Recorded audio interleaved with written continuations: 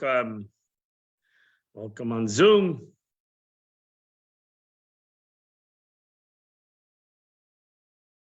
Everything's working over here. This Pharaoh must have been enough for the mice and the frogs. That wasn't enough. No, nothing's enough. Oh my God, I was covered. Okay, everybody, let's start this wonderful, beautiful class that's going to hopefully give you a deep, wonderful understanding in your own Pharaoh, how to deal with your own Pharaoh. We're holding in the portion of vayera, second portion, the book of Exodus. We are holding dealing with the story of Moses and the Pharaoh, right? We started off last week, this class, the class of Moses, Moshe Rabbeinu, and Pharaoh. So they're having a dialogue, having not only dialogue between Moshe and Pharaoh, but really it starts off with a dialogue between Moshe Rabbeinu and God. And they're having this debate. Moshe Rabbeinu is having God, Moses is having a debate with God. It started off last week, and it continues this week. Moshe Rabbeinu is unhappy with his mission. Last week he says, I have a hard talking. And this week he says the same thing, but a little bit different. The Rebbe says we see that Moshe Rabbeinu changes his complaint, his issue, and he says it a little different. So let's first see Moshe Rabbeinu's complaint. So let's go start off. In text number, we're holding in text book number in the page number 20. We're holding in Exodus chapter 6, verse number 10. And we have these three verses, 10, 11, 12. So God says to Moshe Rabbeinu, God spoke to Moshe saying, come to speak to Pharaoh. This is the beginning of the portion. Come speak to Pharaoh, the king of Egypt, and it will let the children of Israel out of Mitzrayim. So right away, Moshe Rabbeinu is complaining. Moshe Rabbeinu spoke to God saying, the children of Israel do not hearken to me. They're not listening to me. How then will Pharaoh listen to me? And see, ani aras basayim, I am closed lips, which means I can't speak.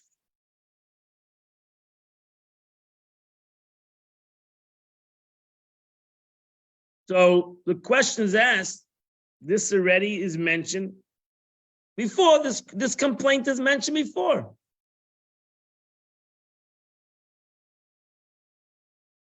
So look in text number 1b, in chapter 6.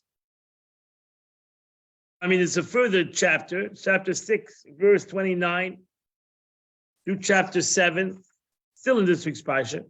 Because that's the same thing. God spoke to Moshe saying, I am God, speak to Pharaoh everything I speak to you. But Moshe says to God, but I'm closed lips. Didn't he say that before? So how will I speak to Pharaoh? I'm closed lips. So God says to Moshe, see, I have made you a lord over Pharaoh, and Aaron, your brother, will be your speaker. So that's seemingly the answer, right? Say it again. Take a book. Seemingly, I've made you a lord over Pharaoh, and Aaron, your brother, will be your speaker. Right? Meaning of that statement was the answer to God. Moshe Rabbeinu says, I can't speak.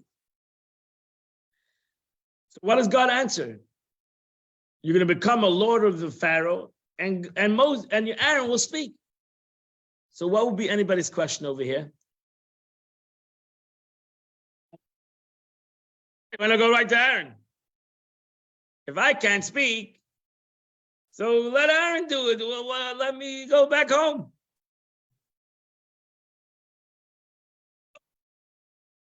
God says, no, but you will speak.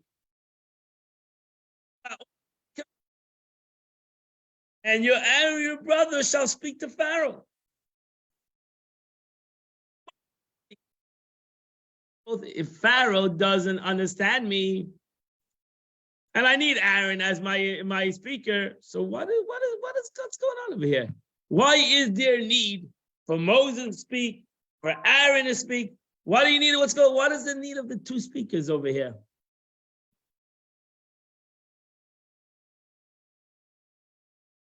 In simple meaning, Rashi says, God says to Moshe, you shall speak once every message. You're going to say the message once.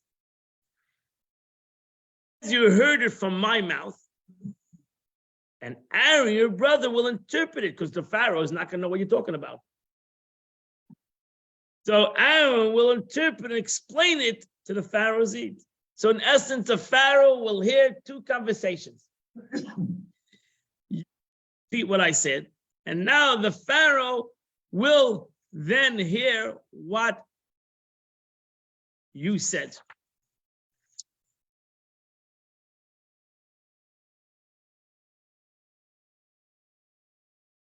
What is the need of these two? What is the need of these two things? So the need is as follows, because that's in a simple term. The need is as follows, because we see two different problems that Moshe Rabbeinu has. First, he's a stumbler. That he said in the last week's Parsha. In this week's Parsha, he says to God, not a stumbler, I Parsha can't speak.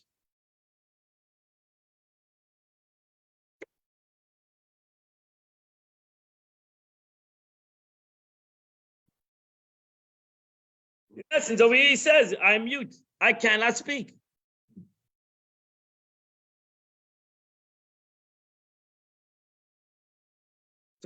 Look at text number 3. We see last week's Parsha. Moshe Rabbeinu, because see me, it's like, what does Moshe keep on saying the same thing to God? God didn't hear it the first time. He keeps on saying seemingly the same things to God over and over. I cannot speak. I heard that the first time already. I already answered you the first time last week. You said the same thing last week. And what did I answer you? I said, who's the one who gives a person to speech? Didn't I answer you that question?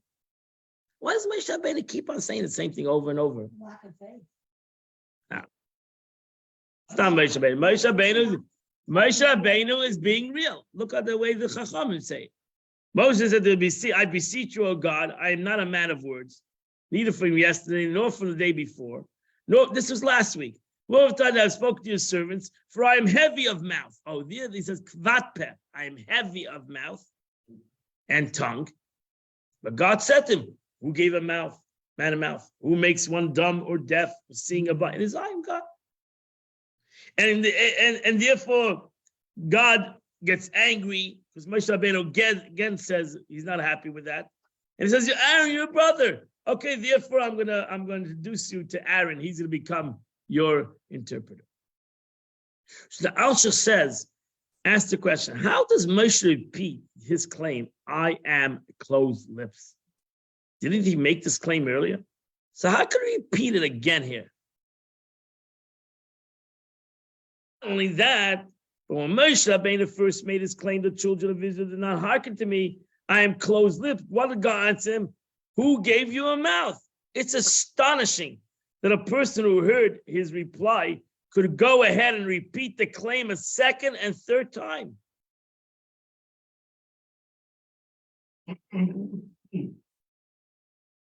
What's going on over here? What is going on over here?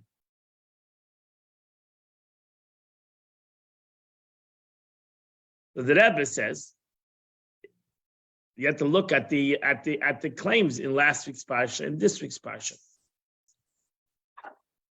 The Rebbe says in text number 5, he says as follows: the Rashi translated heavy of mouth, heavy of tongue, is I speak with difficulty. In other words, Moshe was able to talk, but it came out with difficulty.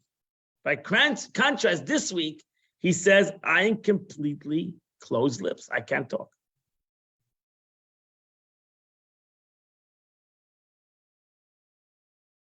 What does that mean?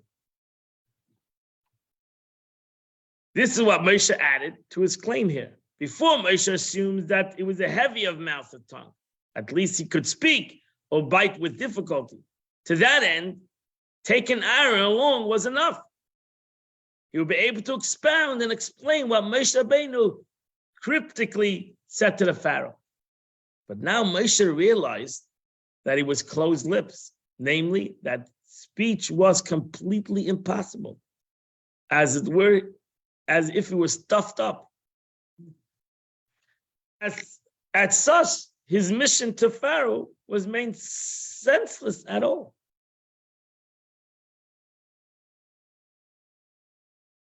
What does that mean? What does that mean? What does that mean that suddenly he cannot speak at all? You lack inspiration?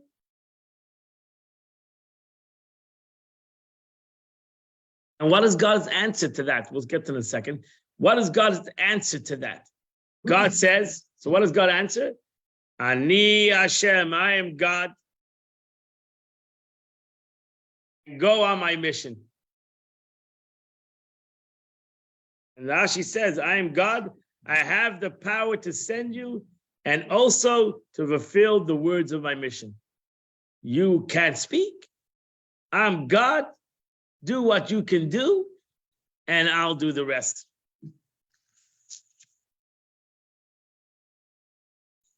What does that mean? What? What do you say? Kritje kvetching. You have to have the tachon. No, it's more than that. Moshe Rabbeinu had bitachon, but Moshe Rabbeinu understood he's going to talk to the Pharaoh. We're trying to accomplish a mission with the Pharaoh. I have nothing to seemingly to add to this mission. The one who's going to really add to this mission is Aaron. I have seemingly nothing to add to this mission. Why? Because so look what God says to Moshe Rabbeinu.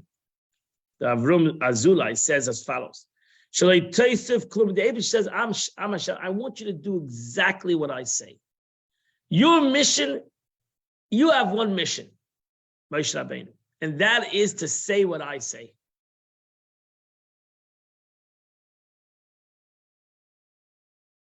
You got that? Say what I say. The Pharaoh is not going to know what you're talking about. It's going to be in Chinese because the Pharaoh doesn't know Hebrew. So say what I say, and that's your mission. Aaron will explain to the Pharaoh, he knows Egyptian, so Aaron will talk to the Pharaoh in Egyptian,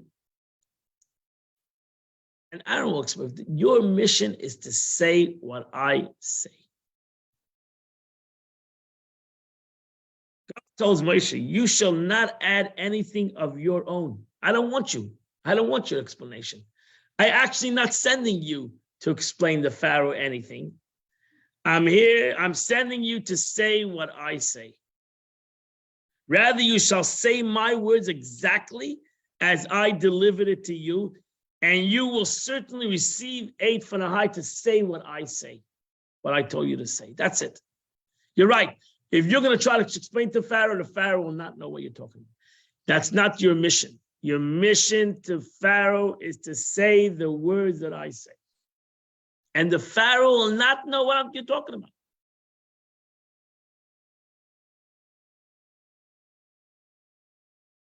So the Gemara says, how do we know the Pharaoh didn't know what he was talking about? Because the Pharaoh didn't know Hebrew. We know that. The Pharaoh didn't know Hebrew. There's a beautiful medrash that when Yosef came to the Pharaoh, in every language they spoke each other. The Pharaoh knew all 69 languages. He spoke to him in Hebrew, and the Pharaoh didn't know what he was talking about. So the Pharaoh said to Moshe Rabbeinu, teach me Hebrew. Sign you up for a class. Sign me up for a Hebrew class. And to Yosef, teach me Hebrew. So Yosef said, okay, he taught him. But the Pharaoh couldn't learn it. He couldn't learn Hebrew. He failed the class. So the Pharaoh made Yosef vow that he wouldn't tell anybody that he doesn't know Hebrew. The same Pharaoh. According to the Gemara, it's the same Pharaoh. It's the same Pharaoh. Same Pharaoh. So the Pharaoh told him, take an oath to my benefit that you will not reveal that I do not know this language. And therefore the Pharaoh didn't know Hebrew. So now Moshe Rabbeinu comes and says the words of God, which is Hebrew, and the Pharaoh has no understanding in Hebrew. This Pharaoh is an old Pharaoh, according to there's many different interpretations. That's why the Abisha says it's an interesting expression. So what is Moshe doing? He's talking to Pharaoh in Hebrew. He's saying the words of God to the Pharaoh. The Pharaoh has no idea what he's talking about. So what is his mission? What's his mission? I'm talking to the Pharaoh. What am I there for? To talk to the Pharaoh in Chinese? The Pharaoh actually knew Chinese. He did not know Hebrew. So what am I there to talk to the Pharaoh? What am I there to do? So the Abba says you're there to one thing. That's why it says, Nasate elikim lefare.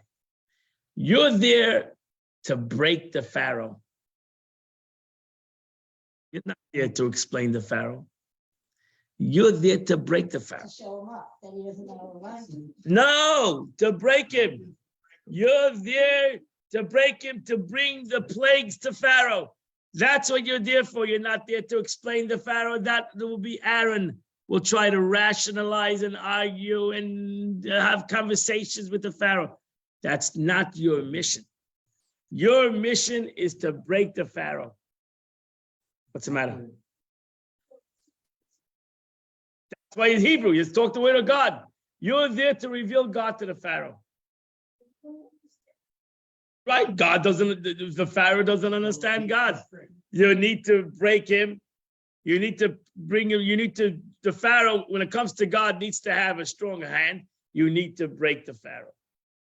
That's your mission. You're going to bring the Pharaoh down to his knees. That's really the lesson over here. It's going to be the lesson.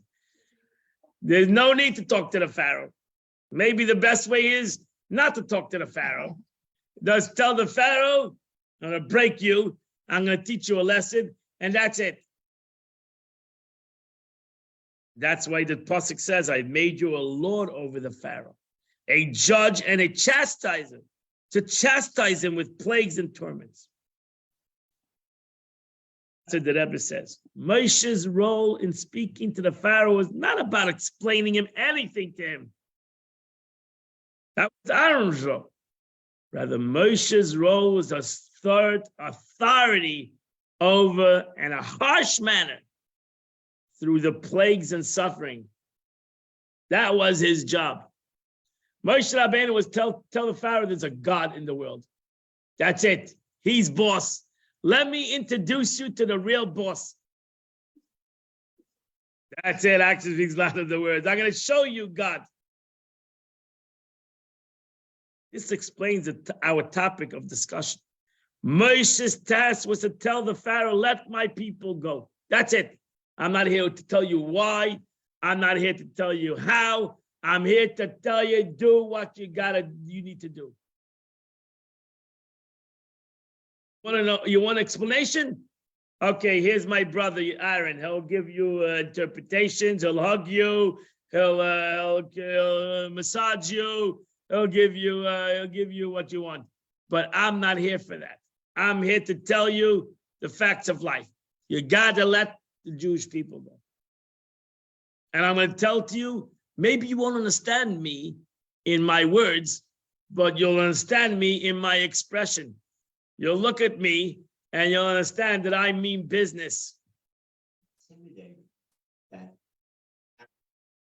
and the Hebrew. So he can't understand God, because he can't understand Maybe, Hebrew. But he understood Moshe Rabbeinu's expression. He saw Moshe Rabbeinu's anger and his frustration. And that was enough for the Pharaoh. Because I'm not here to have conversations with you. I'm not here to have conversations. I'm not here to prove anything. I'm here to tell you to do what is right. Very simple. They need to go. End of story. It's brazenness and anger that would intimidate Pharaoh with sheer force of speech, as well as Moshe Rabbeinu's body language, such as his face, and let him understand that this is no laughing matter. Plagues and suffering will come. I'm not playing around with you. I'm your Lord. I have to make you happy. It's not my job. My job is to tell you this is what has to be done, whether you like it or not, because God runs the world. And that's my message. Now you have Aaron. So it's like a good cop and bad cop. God says, I don't want you to be the good cop. You're the bad cop. You're the guy who tells you what to weigh. Then I love Aaron. Aaron will sit there and have conversations and try to explain to him and try to rationalize with him and try to massage him. But that's not your job. Your job is to talk to him in Hebrew. I don't want you to talk to him in English, in Egyptian. I want you to talk to him in Hebrew. I want him to know that there's not everything he has to understand. It's what he has to do. It's not everything what he has to comprehend. It's what he has to do. You with me, people?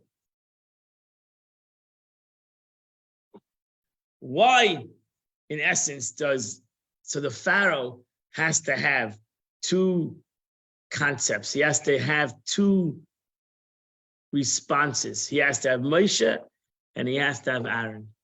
Why? Because you just realize, just in a very practical way, what was the Pharaoh and what was Egypt? Egypt was a crushing situation, like North Korea. This was not a joking place. The Gemara says, until the Exodus, no slave has ever able to escape Egypt, because the border of the lands was locked. Nobody could leave the country.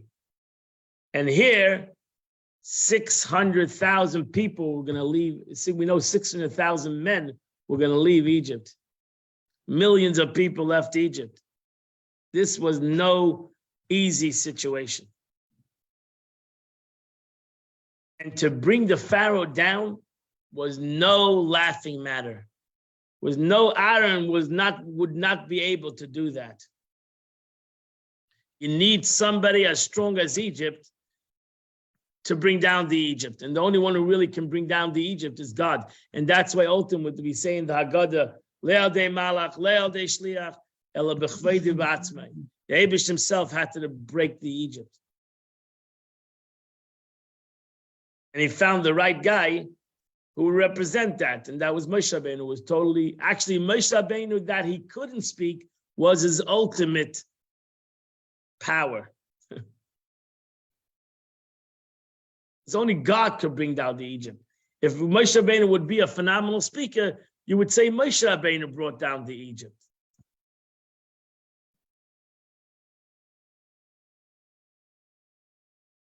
And Moshe Rabbeinu could not bring down the Egypt. It was not that he spoke exactly what the Eibishter wanted him to say. Not more and not less. Which the Pharaoh officially didn't understand that language. So ultimately, the Pharaoh was brought down through the plagues, things that he couldn't comprehend, things that he had to break himself.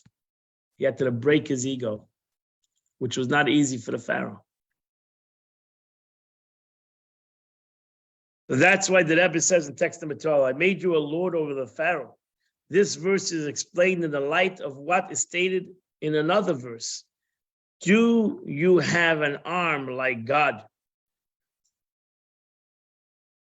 Meaning, bedeck yourself now with pride and excellence and crush the wicked in their place. The verse implies that God-like strength is needed. No human can do it. Even a tzaddik like Jacob, who subdued himself before Esau. What is behind this? Tzaddikim, the righteous, are from the world of Kabbalah, which is called Tikkun, the world of order, where the Rishayim, the wicked, like the Pharaoh, are from the world of Toya, which is chaos. This world of Toya is greater than Tikkun and is animated by God's level of extreme kindness. As such, a tzaddik is unable to subdue a rasha.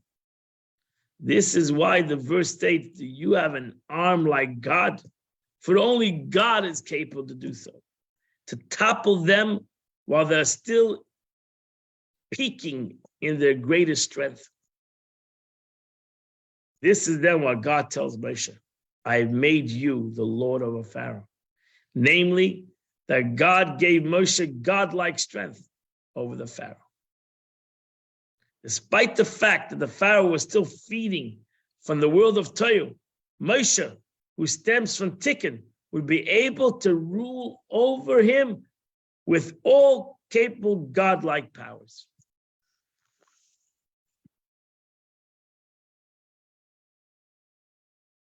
And that's why you understand why Moshe Rabbeinu was so afraid of the Pharaoh.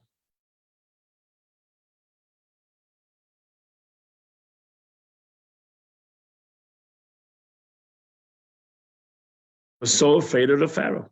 Of course, he had power. Because he understood the power of the Pharaoh. That even God tells him when you go speak to the Pharaoh, respect the Pharaoh.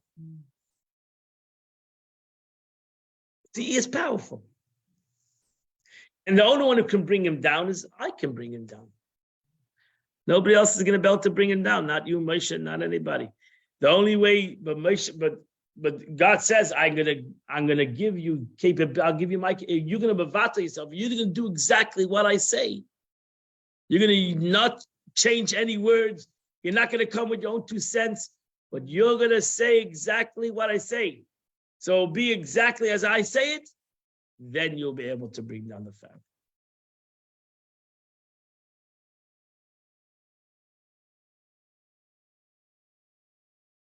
The Rebbe says, the fact that Moshe was heavy mouth and heavy tongue stemmed from his tremendous subservience to godliness. Moshe Rabbeinu, that's what Moshe Rabbeinu says, who am I? I can't speak. I'm nothing. If Moshe Rabbeinu could have spoken if Moshe Rabbeinu could have spoken physically, he might have not had that subservient. He might have not been Moshe Rabbeinu that he was. Moshe Rabbeinu was a kfat peh physically. He couldn't speak. That's why Moshe Rabbeinu was humble. Imagine a person who is so great cannot speak. A person has such unbelievable greatness, but he cannot express it. But humility he had to have. That's how he ultimately, we mentioned last week, that he was ultimately healed. Either was healed for the moment, right? By the Pharaoh is healed for the moment, that he spoke suddenly. He suddenly said the words of God exactly the way it was said. And ultimately, by the giving of the Torah, he was healed. And suddenly he could speak words of Torah. He gave Moshe Kibbutz Torah Masira Umasara. He gave it over word for word. Everybody understand what he was talking about.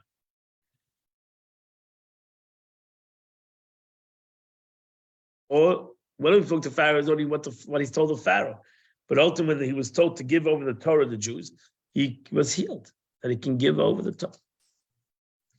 Because he was completely insignificant before God. He was able to be effused. He was able to be the Moshe Rabbeinu who he is.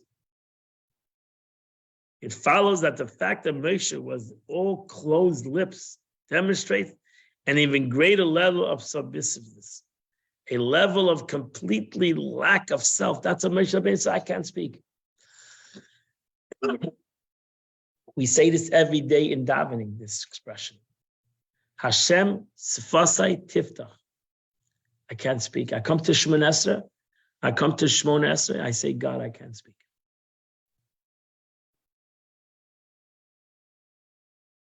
Hashem sfasai tiftach. God, open my lips. Ufi yageti lasecha. I can't speak.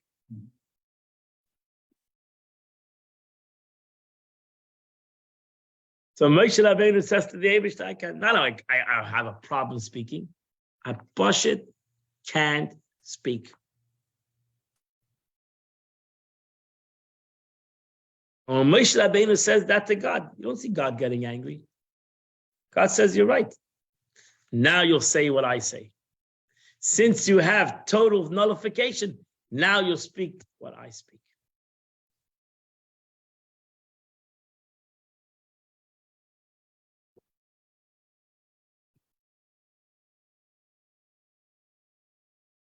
That's not this concept. The Elder Rebbe is saying a whole different concept. Not that Moshe Rabbeinu was afraid of the Pharaoh. He was afraid of the Pharaoh. But really, Moshe Rabbeinu was learning his own self-nullification. He was, to be able to express God, you have to nullify yourself. So Moshe Rabbeinu was a greater level of nullification than even his brother Aaron. It is specifically this intense degree of lack of self that was preparatory step for the next stage of I have made you a lord over Pharaoh. A credit to Moshe's intense lack of self to the degree that he wasn't conscious of self whatsoever. He said, I'm nobody. Parsha can't speak. I've lost my words. He was able to be a conduit to God's words. Moshe Rabbeinu, in essence, this week's Parsha, Moshe Rabbeinu becomes the Moshe Rabbeinu who he is. The one who gave, Parsha became who Moshe Emes v'Teirasei Emes. Moshe Rabbeinu expressed total truth. Became like the microphone piece of God. When he spoke, it was God speaking.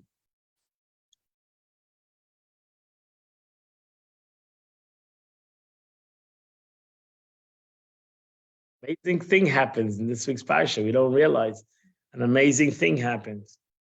He's able to be conduit to God's word in a manner that was necessary in this time to crush the Pharaoh. Now he becomes a person who crushes the Pharaoh, who brings down the Pharaoh. It takes some time. It takes him a good year, but he starts the journey in this week's Parsha. What does that do with us?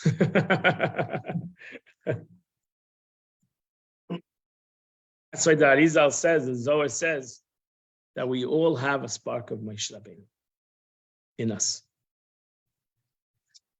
Does one deal with his Nefesh HaBahamis? How does one deal with his Pharaoh? You can rationalize. You can have conversations. And then you can use the Moshe that's in you. You can use the Moshe that's in you and tell the Yesh-Tahara, I don't want to use his word, shut up. Enough is enough.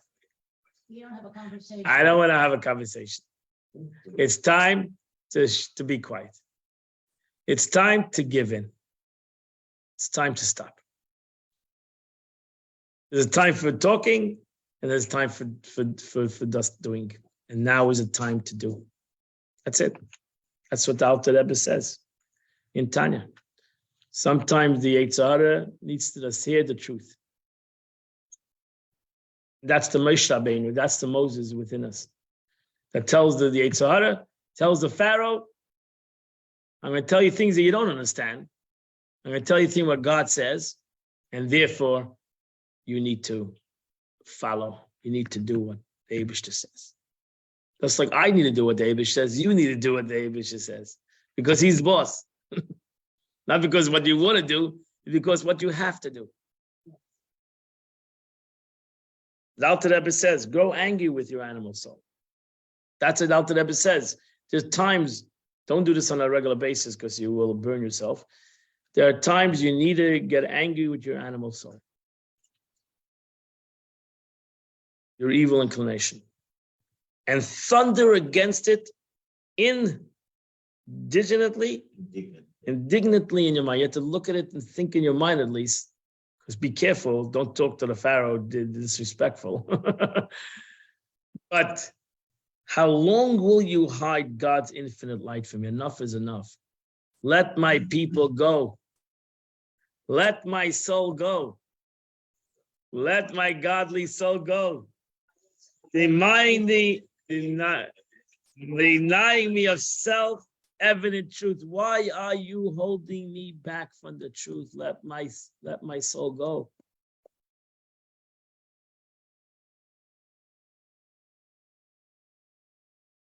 That's what once in a while we got to say. We're trying to rationalize. We're trying to deal with it. We're trying to massage it. We're trying to sell them. And once in a while, we need to say enough is enough. Once in a while, we need to say to our Nefesh Bahamas, it's enough. I've done enough. I heard enough. I've tried enough. I got to stop. We need to breathe. We need to breathe. And it's interesting. You should realize, it's not brought down the Sikha right now, but it's interesting that why don't we tell the Pharaoh, let me go and serve God for 3 days? Seemingly, it's a white lie. Yeah. I'm not telling my Nefesh, I'm not telling the Pharaoh we're going out forever. We say 3 days, we're going for 3 days. We're coming back, we're coming back, we're coming back. What? The Nefesh of Bahamas will not go, I'm becoming a tzaddik. You never says you're leaving for good. That's not true. So you say to them, don't worry, becoming a tzaddik. Let me breathe for a couple of days. Let me godly a little bit. Why do I? Let me go for a couple of days. Let me go for a couple of minutes. Leave me alone.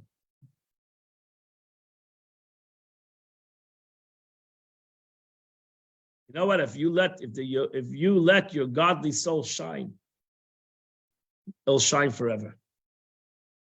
If you just let your godly soul shine for a couple of minutes, for a couple of days, a couple of days, it will shine. It will shine.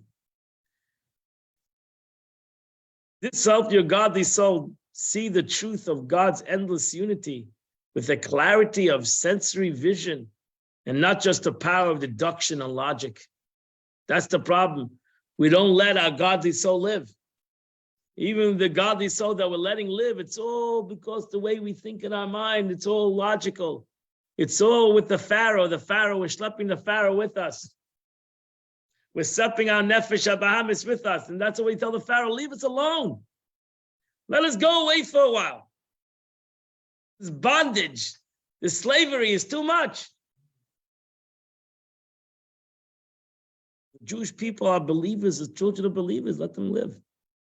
That's the Moshe Rabbeinu screaming out in our life. It's telling us, listen, tell your animalistic soul enough is enough. Tell them you want to leave for a while. You want to have a breather. You want to be able to live a godly life for a second.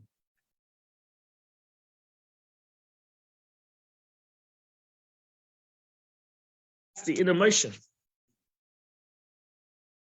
That's why the Alter Rebbe says, in text number 15, this important expression of the Alter Rebbe, he says, every Jewish soul has the element of Moshe in him.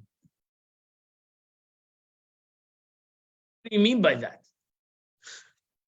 He meant that. That's what he meant. Every Jewish soul has the element of Moshe to tell the animalistic, to be the ruler over your animalistic soul. It says, text number 16, Moshe in his generation possesses the power to subdue evil with suffering and plagues, even when evil was peaking. It's so too in every generation. The leader of the generation, the extension of Moshe in each generation, possesses the power to break through all opposition to holiness, even when it's peaking. We as Jews, that maybe we don't have that power, need to connect to the Moshe Rabbeinu of the generation. By connecting to the leader of the generation, the Rebbe, we will have nothing to fear or worry about, for we are equipped with Moshe's power to break all opposition with plague and suffering. Of course, we must behave appropriate and peaceful way. We have to be careful with the Pharaoh. We have to respect the Pharaoh. That says to Moshe Rabbeinu, respect the Pharaoh. I'm making you a lord, because Pharaoh comes from a very high place. Malchusa da'ara came malchusa d'rekia. The kingdom in this world is like a reflection of the kingdom above. I always say the kings of the past, right?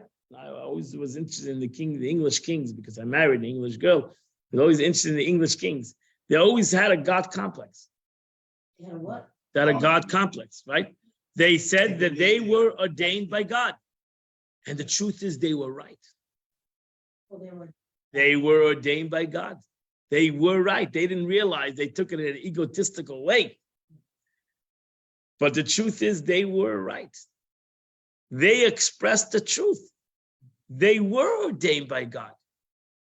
To be a king, you were ordained by God. To be a physical king in this world. The Eibishter, and that's why when you saw a king, some hold when you see the king today, King Charles, you have to make a bracha. To make a blessing. But surely the kings of the past that had true power of life and death in their hands, they were ordained by God. That the Eibishter who takes from his glory and puts it on man.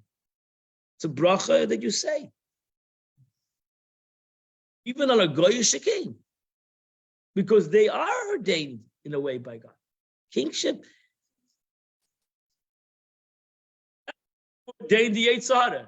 Me, I gave him the powers. They gave the Yetzer the power. Who gives kings powers? There actually comes, the kings of the nations, Esav, comes from a higher place than Yaakov. That's why it's unbridled power. It's a power it's like seemingly a very strong destructive power.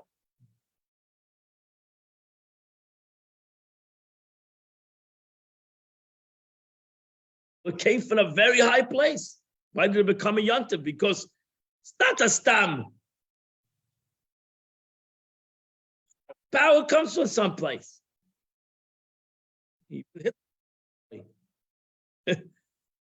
Maybe she gives power to humans, and they use it out the majority of times for negative. And maybe she gives Yetzer great power. And if God would not help you, you would not survive your Yetzer. But if we spoke God's language, maybe we would speak God's language, we would overcome the Yetzer. And speaking human language, we would come to the Yetzer and would say, listen, hello, I know God made you, and God made you for a purpose. The Eibush didn't make you for no reason. He made you, he gave you powers for a purpose. And truly not to overcome my Yetzer Tov. He didn't make you to overcome my good inclination. So should Hebrew have been made a conversation? What? So should Hebrew have become a conversational language if it was preserved as the language of the Lord? If that's a problem, that's what the struggle.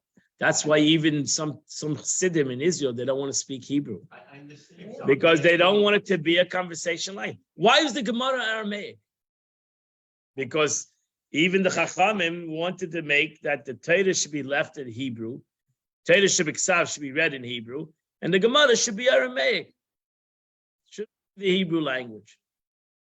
Gemara is not the conversation, but it's Torah Shebal Peh. They wanted to make sure that Torah Shebal Peh should not be on the level of Torah Shebiksav. Torah Shebiksav should be in Hebrew. So it's a good question. That's why the sages throughout history spoke Aramaic or ultimately Yiddish. That's why Yiddish. Why did the Baal Shem Tov speak in Yiddish? They spoke in Yiddish. Because that should be the conversation, should be in Yiddish. Torah should be left for Hebrew. I'm not arguing. It's a good question. And ultimately, you should realize that Hebrew today is not the Hebrew of the Chumash. It's a different Hebrew. It's modern Hebrew. It's not the same language. That's Lashon HaKodesh. We don't call Hebrew. We call it Lashon HaKodesh, the holy language. Torah is the holy language. It's not per se the modern Hebrew that you know. That's why I know Lashon HaKodesh, but I don't understand a lot of times what the Israelis are speaking about, because they have a whole different kind of dialect. So it's dialect, and the words are not exactly, and that's why a lot of people that know Hebrew don't know Chumash, because they don't know Lashon Kodesh. Goes in. Right? Truth is, again, maybe it shouldn't be a dialect conversation. And it's not. I'm trying to tell you it's not. The Hebrew, the language Hebrew is not. It's a different Hebrew. It is a different. It's not Lashon Kodesh. It's Hebrew. It's Hebrew. So in essence, we should sometimes come to our Yetzer Hara and we should talk to it in Lashon Kodesh. We should talk to it in the Word of God. We should tell it, stop, enough is enough. I came to the world to spread godliness in the world. And I came with you in the world to spread godliness. And therefore, you need to stop. That's right. So of course we must behave in an appropriate and peaceful way, in which the Rebbe wants, but we must know that we are connected with the Rebbe of the generation. Then we have nothing to be afraid of. We should surely not be afraid of our Yetzer Hara, right? We should surely not be afraid of the Pharaoh. God says, "Does speak what I tell you to speak." Don't be afraid of the Pharaoh, because you're a Lord over the Pharaoh. You're a Lord. You're a God over the Pharaoh. If you use God, then you are a God over the Pharaoh. If you're a God over the Pharaoh, what are you afraid of the Pharaoh? We connect by learning Torah, following his guidance. When we do, we will overcome all opposition. So here the Rebbe says, I'm giving you an idea of how to overcome your evil inclination, how to overcome your anxieties and your troubles and your depression, whatever you might have. Go with God. If we go with the words of HaKadosh Baruch Hu, we go with the words of a tzaddik, you'll overcome, because you are Lord over all your physical, your pharaohs, and your troubles. You, the Eibishter, made you a Lord over all these issues. And as long as you go with the Eibishter, with God, you will overcome. We shall over. Isn't there a song? Look at that. We accomplished that in even less than an hour today. Amazing. That's it. Because when it comes to the words of God, it's very short. God bless you all. That's it. God bless you all. May we go from strength to strength with HaKadosh Baruch Hu. And that's why God says even to Moshe Rabbeinu, Bayal Pare, I come with you. When I'm coming with you, you have nothing to be afraid of. Don't add anything. Don't subtract. That Aaron will do. Sometimes to say what is true, and it shall have its effect. God bless you. I wish you all a wonderful and beautiful, happy, and healthy day.